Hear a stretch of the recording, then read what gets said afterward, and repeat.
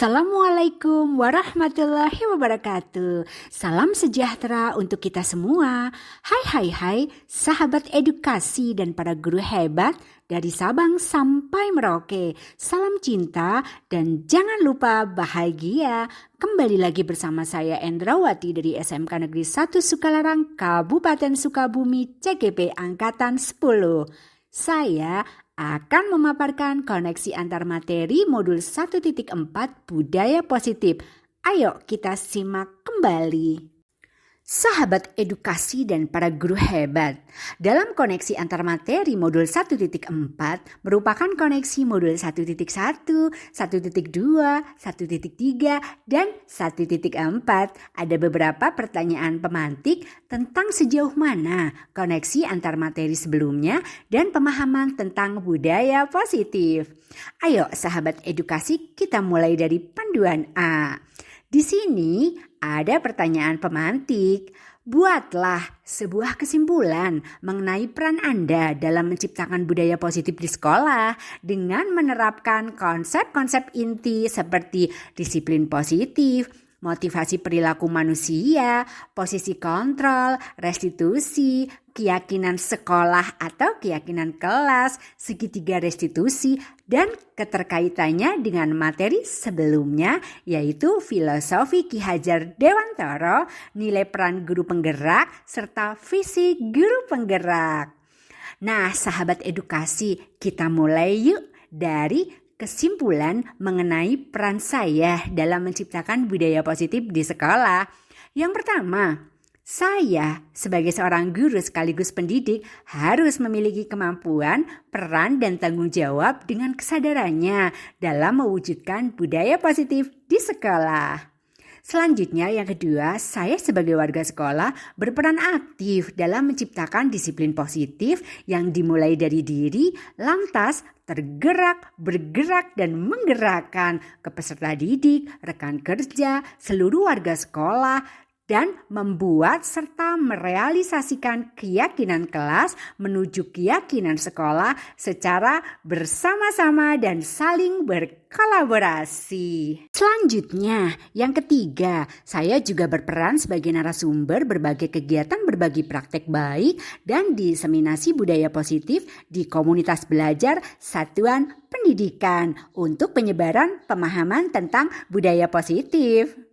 Apalagi yang keempat, budaya positif dapat diwujudkan dengan menerapkan konsep-konsep inti dari disiplin positif, motivasi perilaku manusia di mana hal ini berkaitan dengan hukuman dan penghargaan, posisi kontrol seorang guru, selanjutnya pembuatan keyakinan kelas dan keyakinan sekolah serta penerapan segitiga restitusi dalam penyelesaian masalah.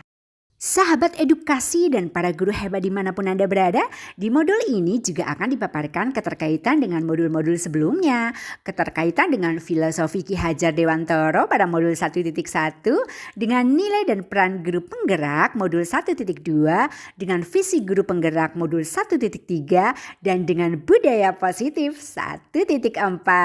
Dan kesemuanya menuju tujuan profil pelajar Pancasila.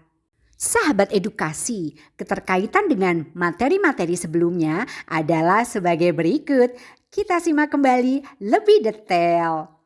Dengan terwujudnya budaya positif di sekolah, maka akan mempermudah tercapainya tujuan pendidikan nasional yang sesuai dengan filosofi Ki Hajar Dewantara, yaitu pendidikan yang berpihak pada murid, di mana anak adalah benih yang siap tumbuh dengan rekaman-rekaman samar yang dibawa sejak lahir dan harus kita tuntun untuk terus bertumbuh dan berkembang sesuai dengan kodrat alam dan kodrat zaman, sesuai dengan bakat, minat, dan potensinya agar selaras dan selamat dalam kehidupannya. Selanjutnya, budaya positif dapat terwujud jika seorang guru memiliki 5 nilai guru penggerak.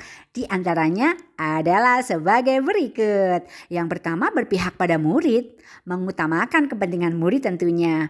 Yang kedua, mandiri, mampu menjadi pembelajar sepanjang hayat dan bertanggung jawab pada regulasi diri serta mampu mulai dari diri.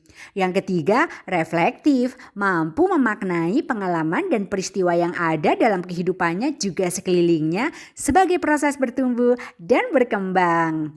Yang keempat, kolaboratif, bekerja sama saling bergandengan satu sama lain sebagai dukungan kebersamaan. Yang kelima, inovatif, selalu memunculkan gagasan ide yang segar, baru, dan menginspirasi tentunya. Sahabat edukasi, kita lanjutkan. Budaya positif tercipta tidak terlepas dari peran guru penggerak, yaitu sebagai berikut. Peran sebagai pemimpin pembelajaran, coach bagi guru lain, pendorong kolaborasi, mewujudkan kepemimpinan murid, dan penggerak komunitas. Nah, budaya positif dapat terwujud dengan mendorong kolaborasi antar semua warga sekolah dengan adanya sebuah perubahan yang diinginkan sesuai dengan visi guru penggerak sebagai tujuan yang ingin dicapai bersama-sama sesuai dengan elemen-elemen yang ada di sekolah secara menyeluruh. Visi guru penggerak yang saya buat adalah terwujudnya generasi berakhlak mulia, berbudi pekerti luhur, berwawasan global, dan kreatif. Dengan prakarsa perubahan yaitu meningkatkan kreativitas dan motivasi belajar siswa melalui pembelajaran berdiferensiasi. Untuk mewujudkan visi guru penggerak tentunya sudah harus membuat dan melaksanakan prakarsa perubahan sesuai dengan filosofi Ki Hajar Dewantoro agar terwujud profil pelajar Pancasila. Demikian tadi keterkaitan antara modul 1.1, 1.2, 1.3, dan 1.4. Sahabat edukasi dan para guru hebat dari Sabang sampai Merauke, kita masuk ke panduan B dan C. Nah, di sini ada sebuah pertanyaan pemantik. Buatlah sebuah refleksi dari pemahaman Anda atas keseluruhan materi budaya positif ini dengan menjawab pertanyaan-pertanyaan sebagai berikut. Nah, sejauh mana pemahaman Anda tentang konsep-konsep inti yang telah Anda pelajari di modul ini, yaitu tentang disiplin positif, teori kontrol, teori motivasi, hukuman dan penghargaan, posisi kontrol guru, kebutuhan dasar manusia, keyakinan kelas, dan segitiga restitusi. Pertanyaan selanjutnya, adakah hal-hal yang menarik untuk Anda dan di luar dugaan? Kita masuk langsung ke pertanyaan, sejauh mana pemahaman Anda tentang konsep-konsep inti yang telah Anda pelajari di modul ini? Saya sudah memahami konsep-konsep modul budaya positif berkaitan dengan disiplin positif, teori kontrol, teori motivasi, hukuman dan penghargaan, posisi kontrol guru, kebutuhan dasar manusia, keyakinan kelas, segitiga restitusi yang sudah saya paparkan di awal tadi. Seluruh konsep itu dipahami mulai dari diri dan akhirnya muncul kesadaran untuk melakukannya tanpa karena menghindari hukuman atau mendapat imbalan. Setelah itu dilakukan penyebaran pemahaman ke murid, rekan sejawat, serta warga sekolah secara keseluruhan tentunya. Selanjutnya, adakah hal-hal yang menarik untuk saya dan di luar dugaan? Pasti ada. Saya mempelajari motivasi perilaku manusia dan kebutuhan dasar manusia. Ternyata setiap perilaku ada alasan, motivasi, dan kebutuhan dasar yang belum terpenuhi. Sehingga saya menjadi sangat paham bahwa sumber yang menjadi penyebab sebuah perilaku itulah yang harus dipahami, bukan perilaku itu sendiri. Contohnya, kita anggap murid sangat tidak disiplin atau tidak menghargai guru di saat murid melakukan live streaming di media sosial. Padahal itu bisa jadi karena keterpaksaan karena ada target penjualan untuk memenuhi kebutuhan dasar yang belum terpenuhi. Sahabat edukasi dan para guru hebat dari Sabang sampai Merauke, sekarang kita bahas lebih detail tentang pemahaman modul 1.4, budaya positif, mulai dari disiplin positif, teori kontrol, teori motivasi, hukuman dan penghargaan, posisi kontrol guru, kebutuhan dasar manusia, keyakinan kelas, dan segitiga restitusi. Yuk kita simak mulai dari disiplin positif. Disiplin positif adalah sebuah kemampuan untuk bertanggung jawab terhadap regulasi diri mulai dari diri yang tentunya termotivasi dari internal diri dengan kesadarannya untuk tujuan terus menumbuh kembangkan kesadaran dalam mewujudkan nilai-nilai kebajikan universal. Juga bisa diartikan sebagai kemampuan mengontrol diri dalam melakukan tindakan agar selaras, bahagia, dan selamat dalam kehidupannya. Dengan disiplin positif, murid akan termotivasi oleh diri atau dengan kata lain termotivasi internal dalam melakukan segala sesuatu sehingga secara sadar menjalankan sesuatu tanpa paksaan, bukan karena menghindari hukuman dan bukan karena ingin mendapat pujian. Sahabat edukasi dan para guru hebat, kita lanjut ke motivasi perilaku. Di sini terdapat 3 motivasi perilaku manusia. Yang 2 adalah motivasi eksternal, yaitu manusia melakukan sesuatu untuk menghindari hukuman, menghindari ketidaknyamanan. Di sini masih ada sebuah pemikiran, apa yang terjadi nanti jika tidak melakukannya. Terus saya dapat hukuman apa? Dan ada ketidaknyamanan apa? Seperti itu sahabat edukasi. Yang kedua, untuk mendapatkan imbalan. Di sini masih ada pemikiran, nanti saya dapat apa? Ada bonuskah? Ada hadiahkah? Seperti itu para guru hebat. Selanjutnya, yang ketiga masuk ke motivasi internal. Di sini manusia melakukan sesuatu untuk menjadi orang yang mereka inginkan dan menghargai diri sendiri dengan nilai-nilai yang mereka percaya. Di sini sudah melakukan berdasar kesadaran tanpa dikarenakan menghindari hukuman atau ingin mendapatkan imbalan. Nah, di sini sudah ada motivasi dalam diri yang akan membuat seseorang memiliki disiplin positif. Kita sebagai seorang pendidik harus sudah mampu untuk memunculkan kesadaran diri mulai dari diri untuk melakukan segala sesuatu karena motivasi internal, di mana itu adalah nilai-nilai yang diyakini untuk menghargai diri dan berdasar pada nilai-nilai kebajikan universal. Para guru hebat, sekarang kita masuk ke posisi kontrol seorang guru. Ada sebagai penghukum, membuat rasa bersalah, sebagai teman, sebagai pemantau, sebagai manajer. Nah, kita masuk kemana nih? Sahabat edukasi, dari kelima posisi kontrol tersebut di atas, sebaiknya seorang guru menerapkan posisi sebagai manajer, di mana mengacu pada segitiga restitusi, di mana ini menjadi suatu proses komunikasi atau dialog yang dijalankan oleh seorang guru sebagai sebuah proses yang dilakukan untuk menciptakan sebuah kondisi di mana peserta didik memperbaiki kesalahannya dan akhirnya kembali ke kelompok atau komunitas mereka dengan karakter yang lebih kuat. Dengan cara apa? Dengan menstabilkan identitas, validasi tindakan yang salah, menanyakan keyakinan kelas sehingga bisa menuntun murid belajar menjadi manajer bagi dirinya sendiri. Sekarang menuju ke keyakinan kelas dan keyakinan sekolah. Seorang guru berperan dalam mewujudkan terbentuknya keyakinan kelas atau keyakinan sekolah dengan adanya kesepakatan-kesepakatan yang dibuat bersama antara guru dan murid dengan warga sekolah berupa pernyataan-pernyataan universal dalam bentuk yang positif tentunya dan mudah diingat, mudah dipahami yang akan diterapkan di kelas atau di lingkungan sekolah. Sahabat edukasi, selanjutnya segitiga restitusi dalam penyelesaian masalah.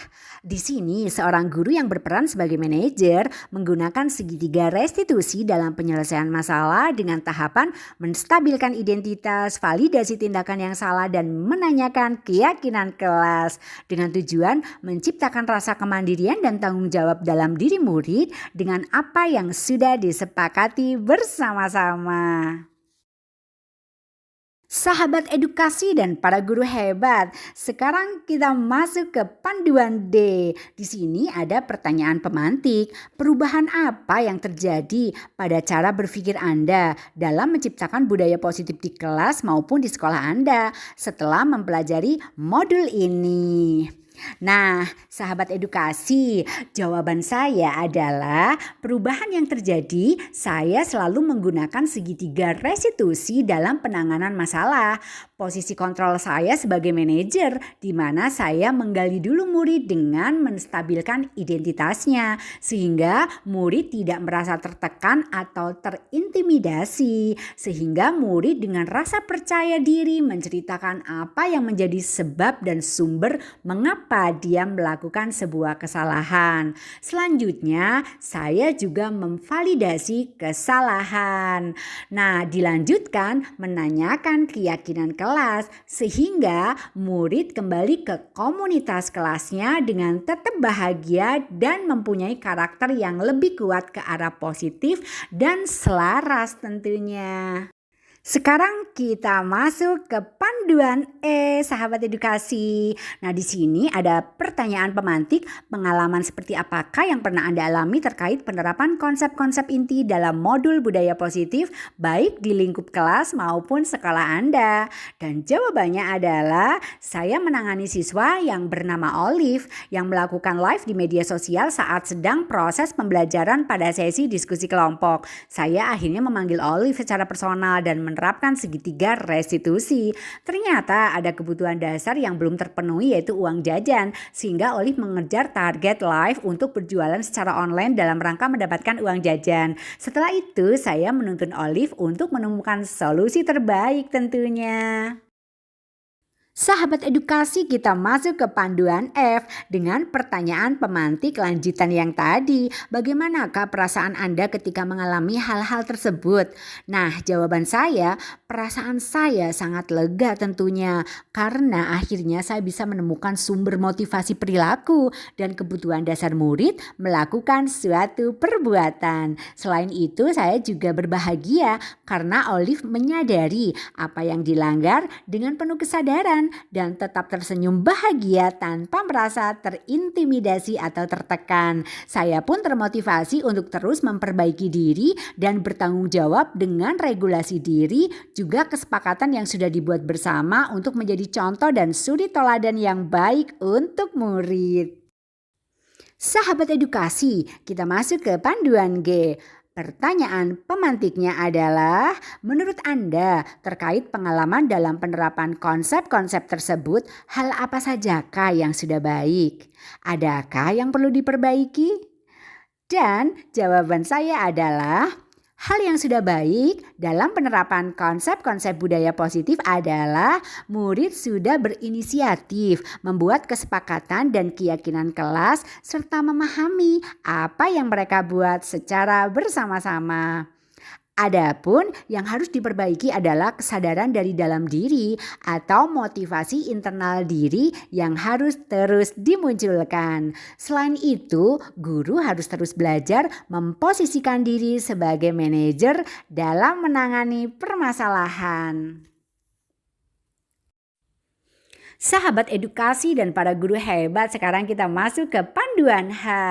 Pertanyaan pemantik, sebelum mempelajari modul ini, ketika berinteraksi dengan murid berdasarkan 5 posisi kontrol, posisi manakah yang paling sering Anda pakai dan bagaimana perasaan Anda saat itu? Nah, setelah mempelajari modul ini, posisi apa yang Anda pakai dan bagaimana perasaan Anda sekarang? Apa perbedaannya? Nah, jawaban saya, sebelum mempelajari modul ini, posisi kontrol saya sudah sebagai manajer meski belum secara sempurna. Dikarenakan keyakinan kelas saat itu belum terbentuk, sehingga yang saya tanyakan adalah menanyakan aturan sekolah yang sudah disepakati saat rapat bersama orang tua, bukan menanyakan keyakinan kelas yang dibuat bersama antara guru dan murid. Perasaan saya saat itu, saya merasa kecewa jika murid selalu melanggar aturan sekolah. Nah, setelah mempelajari modul ini, saya mulai menerapkan secara sempurna segitiga restitusi yang sudah dipelajari secara detail dan runtun sesuai dengan konsep yang ada. Saya benar-benar menerapkan posisi kontrol sebagai manajer. Adapun perasaan saya saat ini menjadi bahagia, lega karena ada pendekatan dan konsep yang luar biasa yang bisa menjadi solusi pendekatan yang tidak membuat anak merasa trauma negatif, akan tetapi bisa membentuk identitas dari identitas gagal menjadi identitas sukses. Sahabat edukasi, kita sekarang masuk ke panduan I dan J. Dengan pertanyaan pemantik, sebelum mempelajari modul ini, pernahkah Anda menerapkan segitiga restitusi ketika menghadapi permasalahan murid Anda? Jika iya, tahap mana yang Anda praktekkan dan bagaimana Anda mempraktekannya? Jawaban saya adalah sebelum mempelajari modul ini, posisi kontrol saya sudah pernah memposisikan sebagai manajer. Akan tetapi tahapan keyakinan kelas saat itu belum ditanyakan dikarenakan belum terbentuk keyakinan kelas. Sehingga saya hanya menanyakan aturan sekolah yang sudah disepakati saat rapat bersama orang tua. Bukan keyakinan kelas yang dibuat bersama antar guru dan murid. Tahapan yang sesuai dengan konsep segitiga restitusi saat itu adalah menstabilkan identitas, validasi tindakan yang salah. Dan saya belum menanyakan keyakinan kelas karena memang belum terbentuk. Dan saya selalu mengakhiri dengan sebuah quote bahwa kesalahan adalah proses belajar, bertumbuh dan berkembang untuk terus berkesadaran. Sahabat edukasi dan para guru hebat dari Sabang sampai Merauke, kita masuk ke panduan terakhir yaitu panduan K. Di sini ada pemantik pertanyaan nih. Selain konsep-konsep yang disampaikan dalam modul ini, adakah hal-hal lain yang menurut Anda penting untuk dipelajari dalam proses menciptakan budaya positif baik di lingkungan kelas maupun di sekolah? Dan jawaban saya adalah hal lain yang harus dipelajari dalam proses menciptakan budaya positif adalah sebuah pemahaman tentang kesadaran di alam pikiran sehingga pikiran yang paham akan membuat batin tergerak untuk berbuat dan bergerak untuk menjalankan serta menggerakkan orang lain dengan cara berkolaborasi dengan seluruh warga sekolah dan masyarakat. Dengan demikian terciptalah budaya positif tidak hanya di kelas dan sekolah tetapi dalam jangkauan yang lebih luas.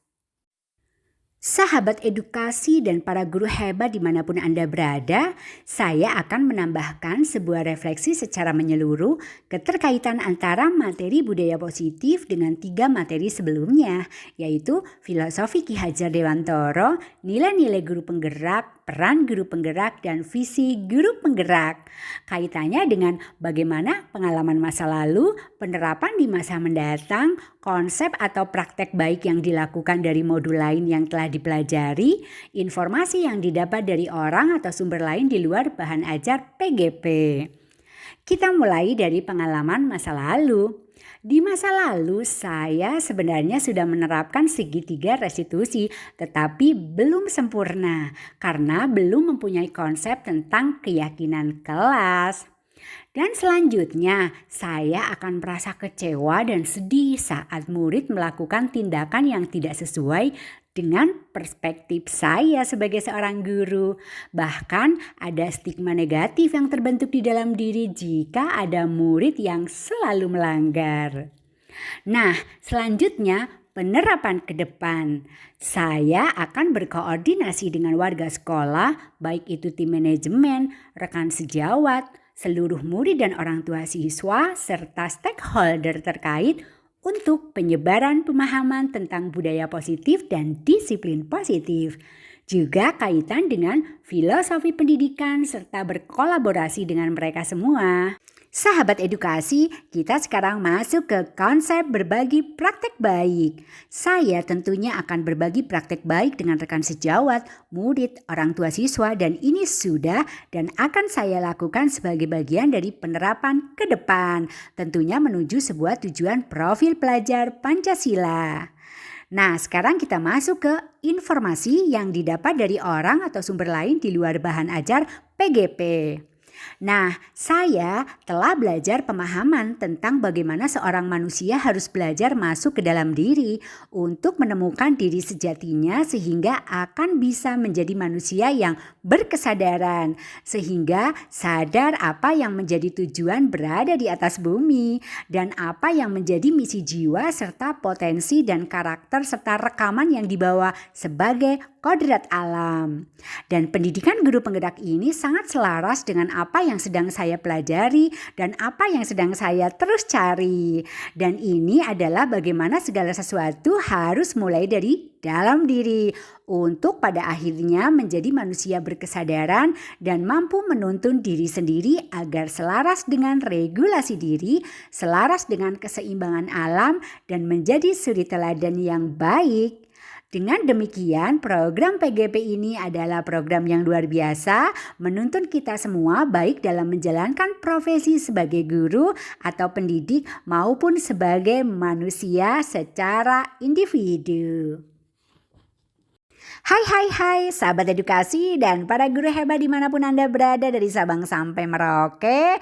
Nah, demikian tadi koneksi antar materi modul 1.4 budaya positif. Semoga bisa membersamai para guru hebat dan bermanfaat. Salam cinta dan bahagia.